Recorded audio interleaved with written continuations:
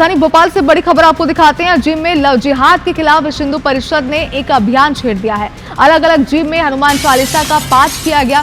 सभी जिम संचालकों को शपथ दिलाई गई है कि सेक्स और लव जिहाद फैलाने वालों को यहां पर न रखा जाए। ये शपथ सभी को दिलाई गई है। तो देखिए, विश्व हिंदू परिषद ने पहले भी लव जिहाद को लेकर राजधानी में कई बार प्रदर्शन किए हैं, कई बार उन्होंने विरोध किया है लव जिहाद का, और अब एक नया अभियान यहाँ पर चलाया जा रहा है। इस अभियान के तहत अलग अलग जिम में हनुमान चालीसा का पाठ किया गया। नवीन सिंह हमारे सहयोगी हमारे साथ जुड़ गए। नवीन, बताइए किस तरीके का अभियान है, क्या शपथ दिलाई जा रही है?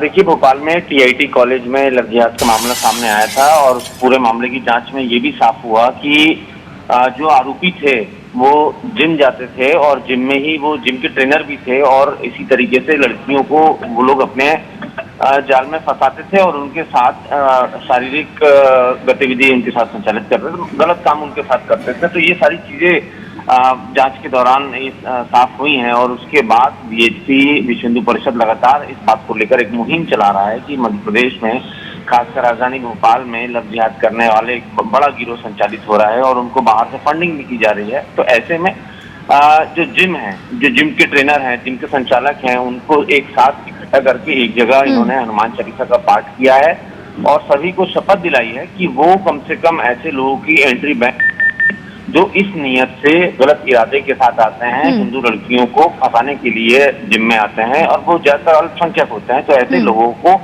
उन पर नजर रखेंगे। ऐसे लोगों की पहली बात तो अपने जिम में उनको बतौर ट्रेनर रखेंगे नहीं, और अगर रखेंगे भी तो उनकी सारी गतिविधियों पर, उनकी हरकतों पर पूरी तरीके से नजर रखेंगे। तो विश्व हिंदू परिषद के जो पदाधिकारी हैं उन्होंने कल भोपाल में ये किया है, हनुमान चालीसा का पाठ संगम चौराहे के पास में किया है।